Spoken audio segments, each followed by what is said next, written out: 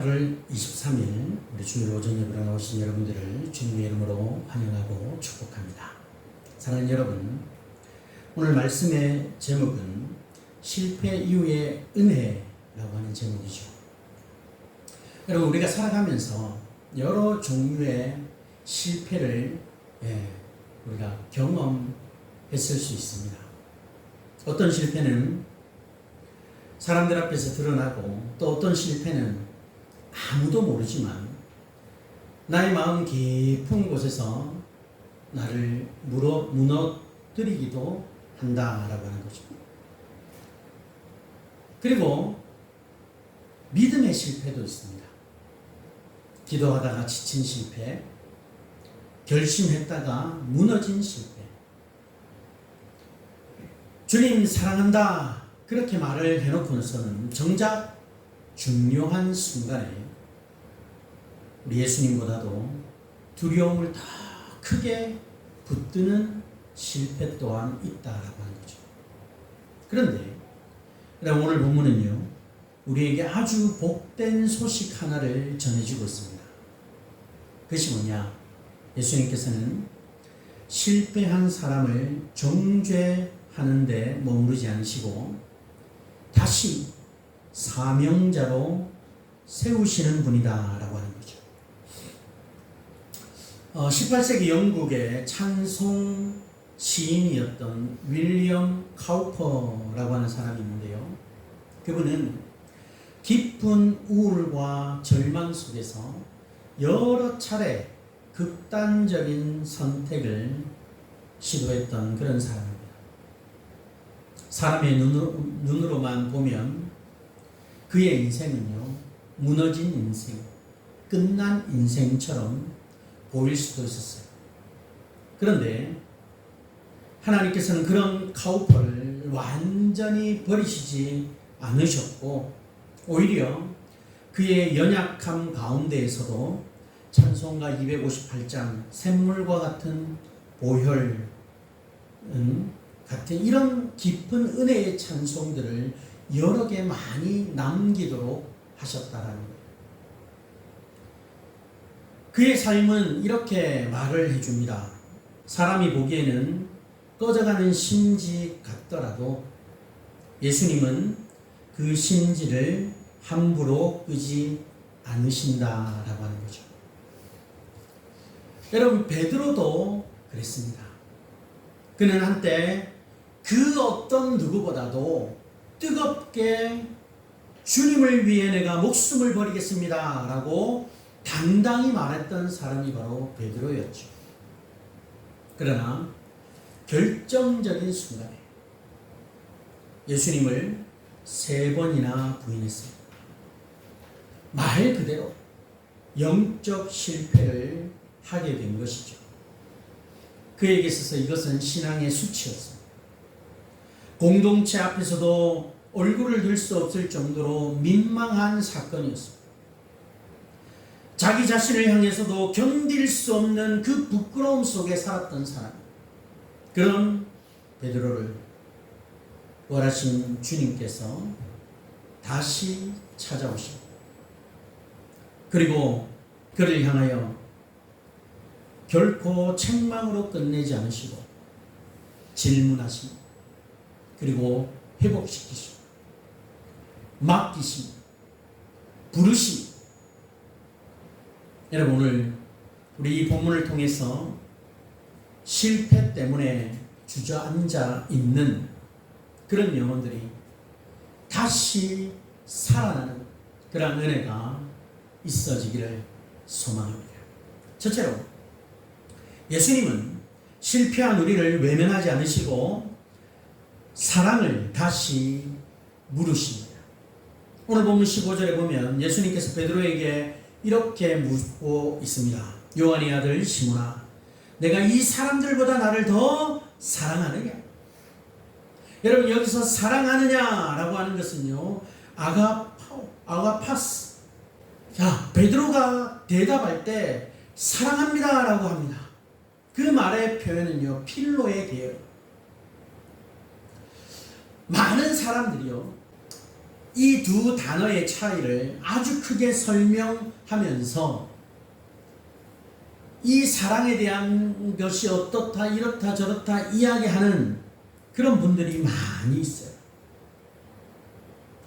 뭐 그것이 틀렸다고 얘기하는 것은 결코 아니에요. 그렇게 해석할 수도 있어요. 그런데요, 요한복음 전체의 용례와 주석 전통을 보면요, 이 둘을 뭐 아가파스든 필로든 어떤 단어를 사용했든 여러분, 이것을 지나치게 구분하는 것은 조심할 필요가 있어요. 오히려 이것에 너무 치우치다 보니까 더 중요한 장면 놓치고 말 때가 있다. 여러분, 이런 단어의 미세한 차이보다도 예수님께서 베드로를 향해 지금 3번씩이나 질문하고 있다라는 그 사실, 그것에 우리는 집중해야. 그 3번의 질문은 베드로의 3번 부인을 정면으로 마주하게 하죠. 여러 주석가들이 오늘 본문의 핵심은 어휘 게임이 아니라 베드로를 사랑으로 직면하게 하시는 예수님의 회복 사역에 있다, 그렇게 보고 있어요. 베드로에게. 여러분, 이 장면은 참 아팠을 거예요. 왜냐하니까 지금 예수님과 마주한 자리에 숯불이 있었습니다. 요한복음 18장에도 베드로가 예수님을 부인하던 자리에 숯불이 있었습니다. 주님은 베드로를 모욕하려고 같은 분위기를 재현하신 것이 아니에요. 베드로가 피해 다니던 실패의 기억을 이제 은혜 안에서 다시 만지게 하십니다.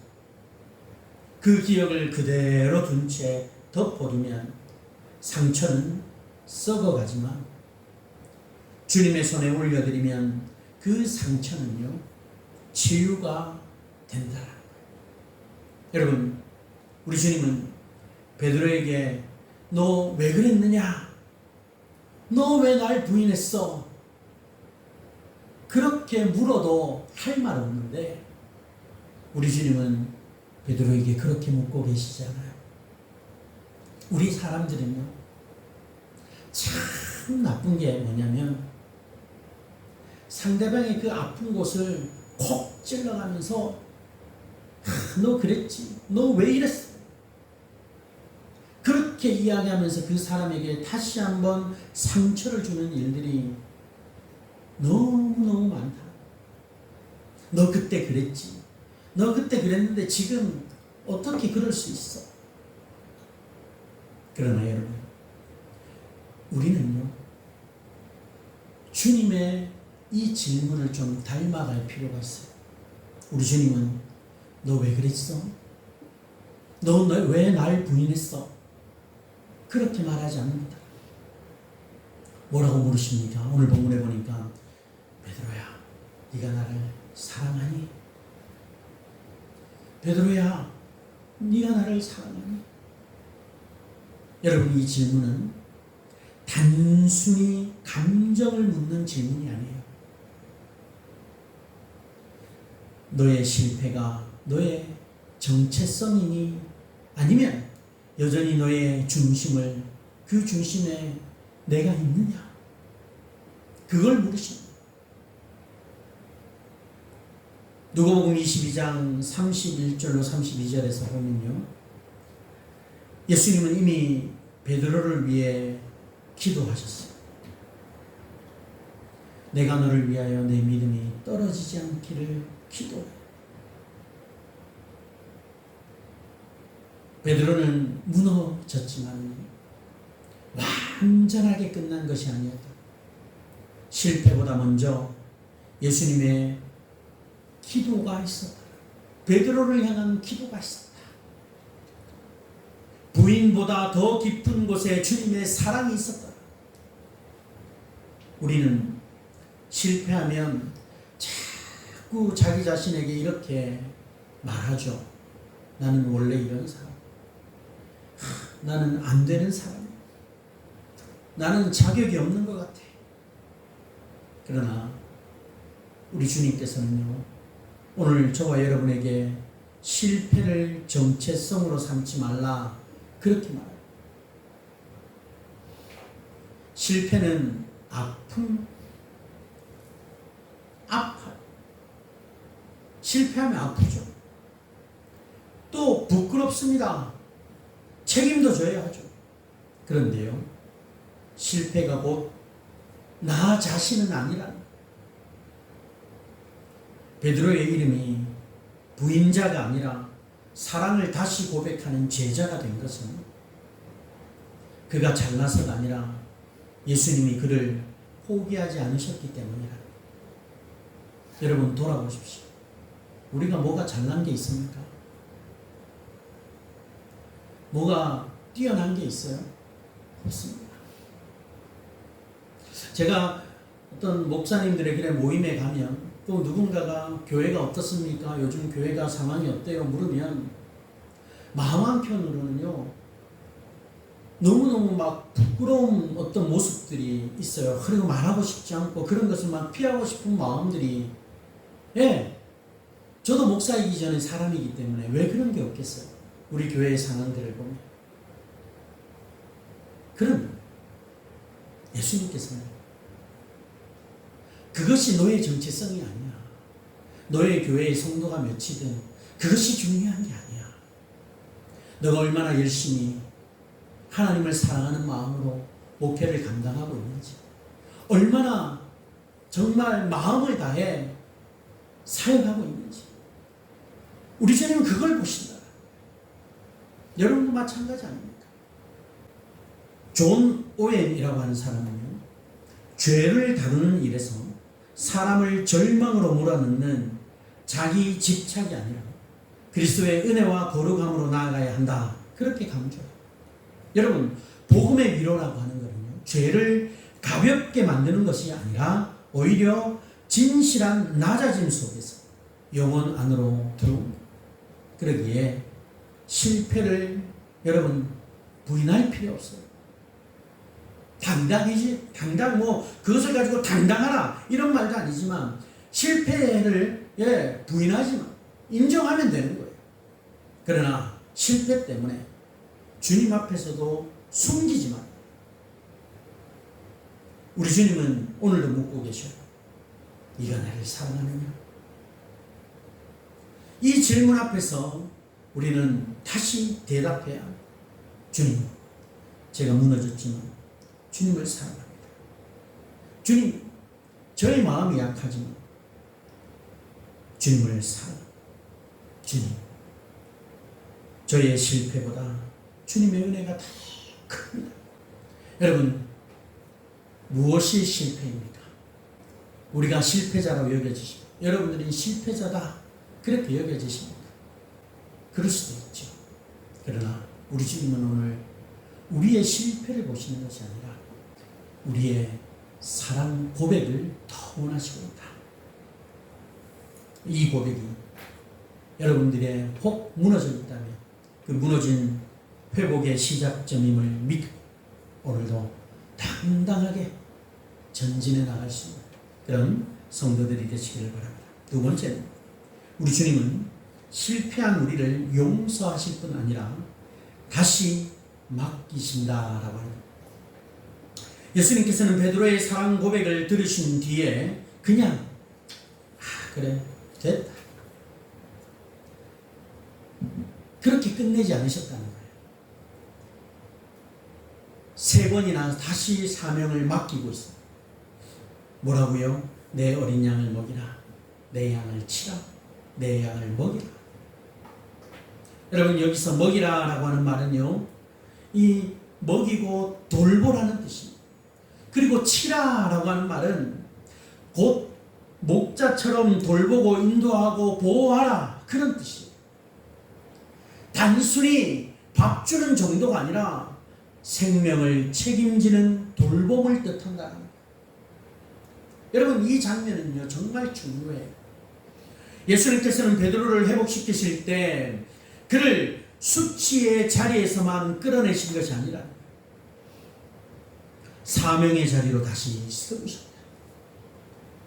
여러 해석자들이 지적하듯이 베드로의 부인은요, 공개적인 자리에서 일어났고, 그러므로 그의 회복과 재위임 역시 공적인 자리에서 이루어진다.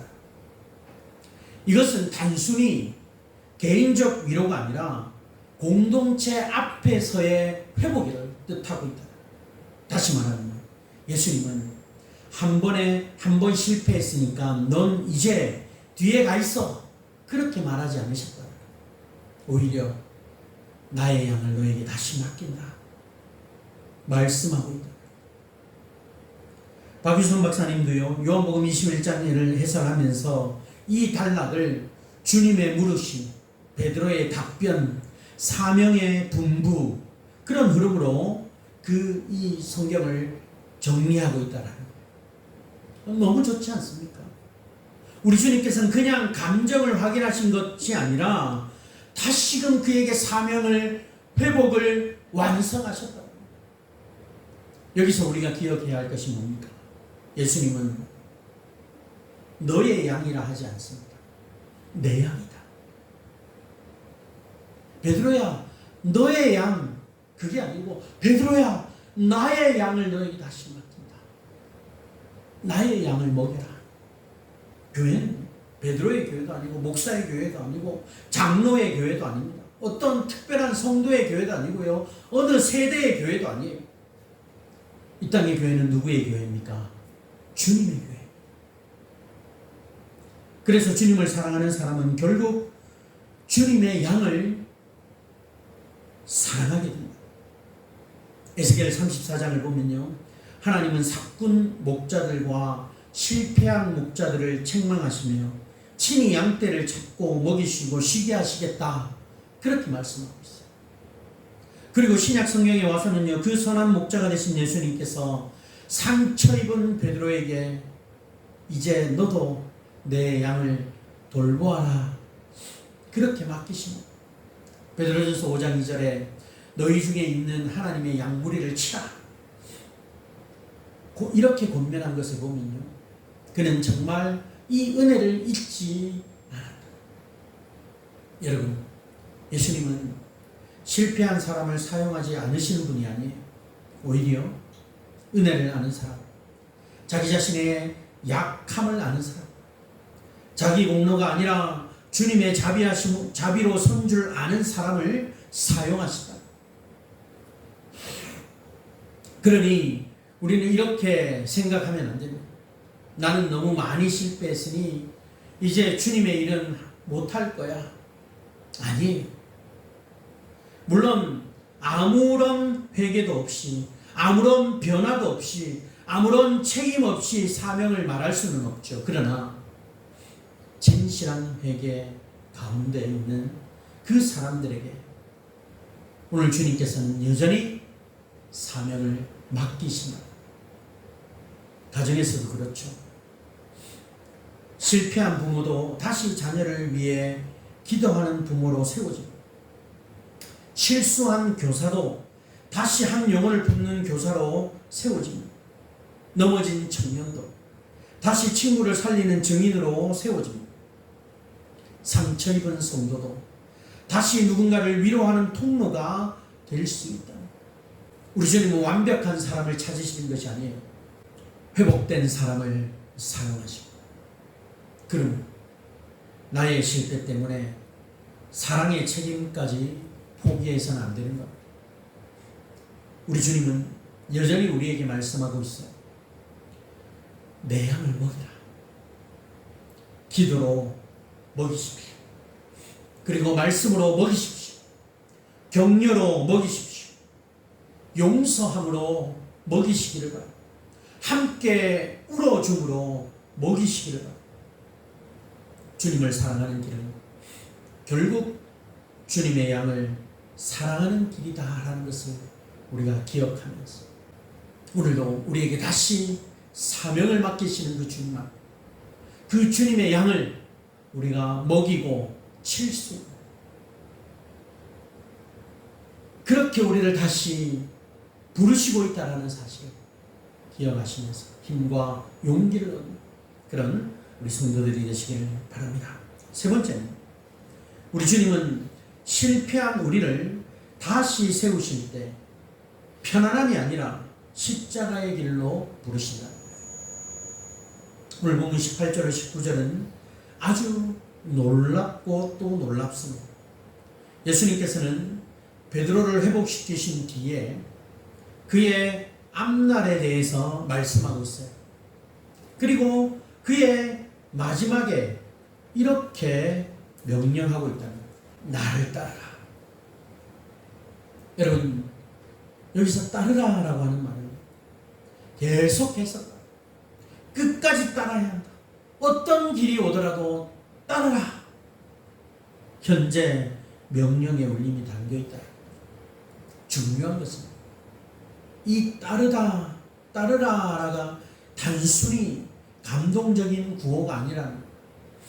예수님은 베드로가 장차 어떤 죽음으로 하나님께 영광을 돌릴 것인가까지 그렇게 말씀하신 후에 나를 따르라고 말하고 있어요. 즉 뭡니까? 회복은 편안한 옛 일상으로의 복귀가 아닙니다. 회복은 그리스도를 따르는 새로운 순종이라. 베드로가 앞으로 어떻게 죽을 것인지. 베드로는 십자가에 거꾸로 매달려 죽었습니다. 오늘 말씀이죠.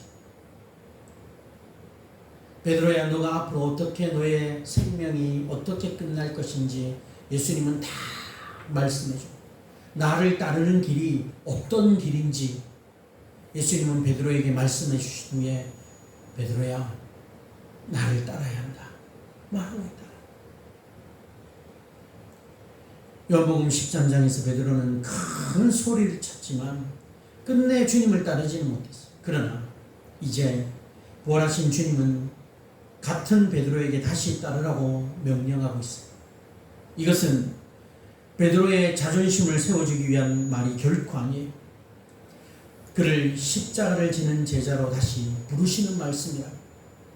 여러분, 회복, 다시 살아난다. 여러분, 다시 살아난다는 것은 단지 마음이 좀 나아지는 것이 아니에요. 예배에 다시 나오고 기분이 다시 좋아지고 한때의 열심히 잠깐 되살아나는 정도가 아니라는 거예요. 정말 다시 살아난다는 것은요, 주님을 다시 따르는 사람으로 살아납니다. 아브라함 카이퍼는요, 성령의 역사와 효과적인 부르심을 설명하면서 인간의 회복은 먼저 하나님께서 새 생명의 원리를 심어주시는 은혜의 역사에서 시작된다. 그렇게 강조하고 있어요. 잠자는 자를 깨우시는 분이 하나님이시라는 거죠. 베드로가 스스로 자기 실패를 극복해서 사도가 된 것이 아닙니다. 먼저 우리 주님이 찾아오셨고 말씀하셨고 다시 부르셨기 때문에 베드로는 일어설 수 있었던 거예요. 그러니 여러분, 우리가 다시 살아나는 길은요, 내가 더 잘해야지 라고 하는 이런 결심만으로 열리지 않는다. 먼저 나를 찾아오시는 주님의 은혜가 있어요. 그리고 그 은혜는 언제나 우리를 순종으로 이끈다. 여러분은 실패한 뒤에 이렇게 말할 수 있어요. 이제는 좀 조용히 신앙생활을 할게요. 너무 앞으로 나가지 않을게요. 많은 사람들이 이런 어떤 영적 침체에 놓여 있을 때 이렇게 이야기한다는 거예요. 내가 지금까지 너무 열심히 달려왔어. 이제는 좀 쉬어야겠어. 그런데 여러분, 우리 주님은 베드로를 회복시키신 뒤에 조용히 뒤로 물러나 있으라, 그렇게 말씀하지 않으셨다는 거죠. 오히려 더 깊은 순종으로 부르고 있어요. 더 무거운 사랑으로 부르고 있다는 거예요. 더 분명한 증언으로 부르고 있어요. 존 오웬이 말한 대로 복음의 위로는 죄를 덮어두는 값싼 평안이 아니라 참된 위로는 우리를 낮추되 그 낮아짐 속에서 그리스도의 영광을 더 굳게 붙드는 것입니다.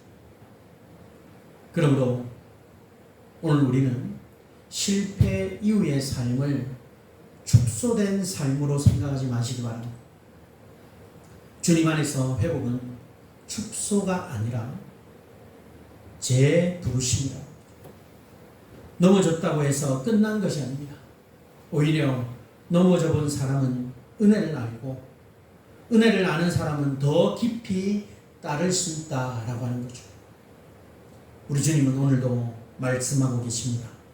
실패했지만 나를 따르라. 울고 있지만 나를 따르라. 부끄러울 수 있지만 나를 따르라. 다시 시작하라. 내가 너와 함께 하겠다. 오늘 이런 위로로 우리에게 다시 찾아오신 주님입니다. 사랑하는 여러분, 실패가 끝이 아닙니다. 그리고 우리는 다시 주님이 나에게 주시는 사명을 붙들고 전진해야 따르라. 이 말이 우리의 가슴에 있어져야 실패했다고 주저앉아 있으면 안 돼요. 우리가 할 수 있는 우리 앞에 어떤 또 어려움이 있을지 몰라도 다시 일어서서 다시 달려. 여러분, 베드로에게는 십자가에 덧굴려 달려 죽는 순교의 길을 주님이 보이시니 나를 따르라. 더 어려움이 더 극한 고난이 어쩌면 우리 앞에 놓여져 있을 수 있어요. 그러나 그럼에도 불구하고 우리 주님은 다시 말합니다. 나를 따르라. 우리가 오늘 그 길을 걸어가고 있어요. 우리가 걸어가다 또 지치면 주님께서 또 우리에게 찾아오셔서 우리를 일으켜 주셔요. 오늘 우리에게 베드로에게 맡기신 사명, 그것이 오늘 저와 여러분에게 맡기신 것임을 기억합니다. 실패 이후에 은혜가 있다는 사실, 그 은혜가 오늘 우리에게 주어지고 있다는 사실을 꼭 기억하면서 주님을 따라가는 그런 성도들이 되시기를 바랍니다. 사랑하는 여러분, 윌리엄 카우퍼 이야기를 다시 생각해 봅니다.